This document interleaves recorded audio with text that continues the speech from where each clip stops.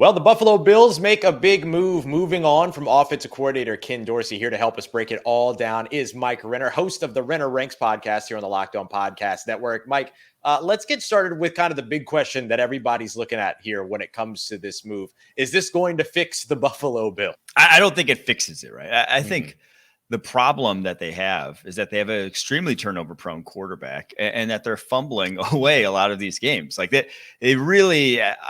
to me, they just wanted a scapegoat in this situation is what it feels like. It feels like they wanted someone to point to say, this is why we're 5-5, because in terms of like offensive efficiency and all the things that are kind of stable statistics for this offense, whether it's success rate, they're first in success rate, EPA per play, they're third in EPA per play, third in yards per play. Like this is a good offense that just doesn't get out of its own way from like a personnel perspective. It is not a play calling perspective that's causing Josh Allen to throw, that horrible pick he threw before the end of the first half yesterday.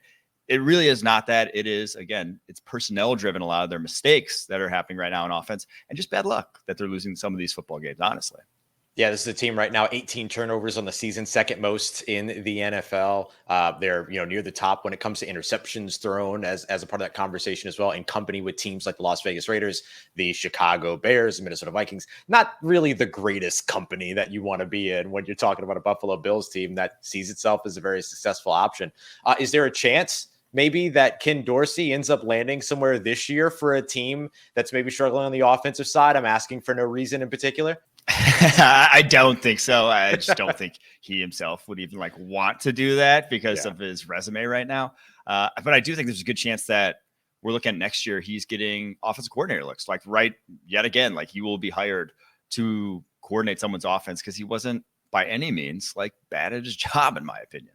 Yeah. Very scapegoat sort of stench on this one, as you mentioned earlier. So now with Dorsey out, that means Joe Brady, formerly of the LSU Tigers, formerly of the Carolina Panthers, now stepping up into the role of offensive coordinator. What should Bills fans expect moving forward here throughout the rest of the season? The ironic thing is Brady was himself a scapegoat just a few years back when he was with the Carolina Panthers. When he left, that offense actually got worse there. Sam Darnold played his best football when he did have Joe Brady. So I honestly think you could see the offense improve, and it's not really going to be because of this move. It's just because of the fact that they might stop turning the ball over as much as they have been lately, and they might have breaks start bouncing their way more so and figure out kind of a way to get some of these young guys like Dalton Kincaid, how to put them in the offense. And when Dawson Knox comes back, really get a more cohesive offense with these guys who are just, you saw the mistakes yesterday.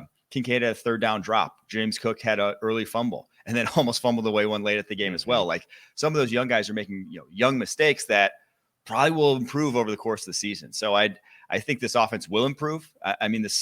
They'll start to more mirror how good they've been on a play for play basis, I think, going forward. And again, it may not be any fault of Brady's or anyone else's on that offense, just pure randomness.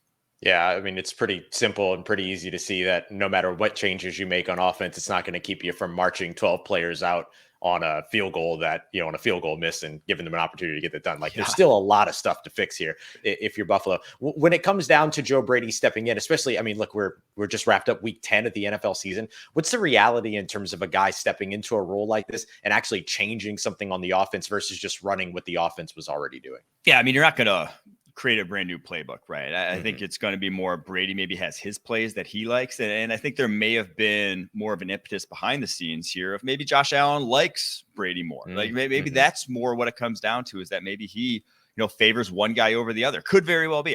We don't know what goes on behind the scenes. It very well be somewhat of a working relationship related thing rather than a actual results-based decision here in firing Ken Dorsey. So that in and of itself could lead to improved results. So truthfully, I don't think it's as big a deal as it's being made out to be. That I get that he's a scapegoat, but I don't think that this offense takes a massive step back. I'm a big fan of Joe Brady and what he brings to the table. So I think they still have a very good chance of circling the wagons there in Buffalo.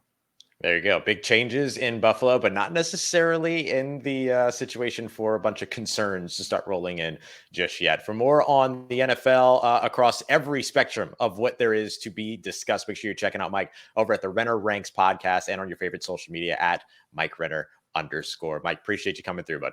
Thanks for having me, Ross.